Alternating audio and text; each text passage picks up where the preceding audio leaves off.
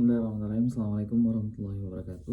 Alhamdulillahirabbil alamin, hamdan na'imin, hamdan syakirin, hamdan yu'afi ni'mahu wa yukafi mazidah. Ya Rabbana lakal hamdu kama yanbaghi li jalali wa 'azimi sultanik. Alhamdulillah, pada kesempatan kali ini kita akan mencoba untuk menjawab pertanyaan-pertanyaan yang masuk baik secara diskusi langsung dengan teman-teman, kemudian melalui WhatsApp dan komen langsung di video. Beberapa pertanyaan menarik, salah satunya yaitu mengenai tentang kurban kemarin. Ya, bagaimana sih hukum berkurban itu? Kalau dalam beberapa mazhab ada yang mengatakan bahwa berkurban itu ya salah satunya disunnahkan, ya, sunnah muakkad, yang artinya dilakukan lebih baik, ditinggalkan akan rugi. Kalau beberapa mazhab juga mengatakan bahwa termasuk mampu berkurban yaitu memiliki harta. Kalau di mazhab atau pendapat yang lain ada yang mengatakan 20 dinar, ada juga mengatakan 200 dirham. Kalau dirupiahkan sekitar kira-kira rata-rata 60 jutaan, ya, 60 jutaan uang yang ada tidak terpakai, dan itu masuk dalam kategori mampu untuk berkurban. Sedangkan mazhab yang mayoritas digunakan di Indonesia sendiri yaitu mazhab Imam Syafi'i yang mengatakan bahwa berkurban itu dikatakan mampu apabila sudah bisa memenuhi kebutuhan sehari-harinya, dan ketika dia mengeluarkan kurbannya maka kebutuhan sehari-harinya pun masih bisa berjalan. Dan adapun pendapat lain juga yang mengatakan bahwa berkurban itu juga bisa dengan hutang. Jadi seseorang yang ingin berkurban, dia pinjam kepada saudaranya, terus umpamanya pegawai yang berkurban, maka dia dipotong gajinya untuk bulan depan seumpamanya, ya itu bisa-bisa saja, tetapi asalkan hutang itu dibayar. Dan ketika membayar hutang pun itu tidak mengganggu cash flow yang ada dalam kehidupan rumah tangga.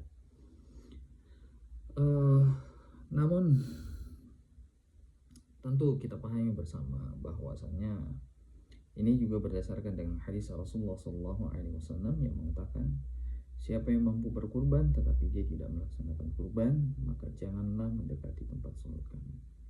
Beberapa ulama memberikan pendapat mengkategorikan tempat sholat itu adalah tempat sholat id, ya, berarti dia tidak diperbolehkan untuk melaksanakan sholat id, Idul Adha, ya.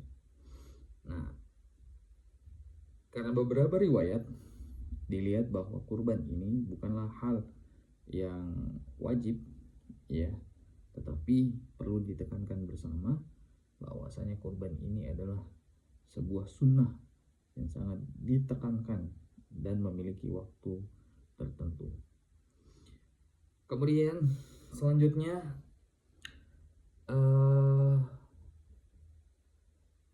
bagaimana seseorang, Ustadz, ingin bertanya, ya, ini baca dulu. Ini ada seseorang yang ingin menikah dengan Ustadz. Katanya kehidupannya malas bangun sholat subuh. Jadi dia pengennya nanti mendapatkan suami Ustadz yang bisa membimbingnya.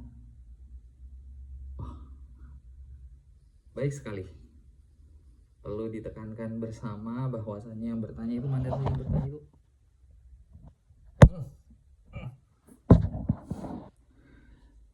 Yang bertanya itu pertama bahwasanya kalau kamu tidak mengubah dirimu sendiri, maka Allah tidak mengubahmu. Jadi perubahanmu itu bukan karena pasanganmu, tetapi perubahanmu itu berasal dari diri kamu sendiri.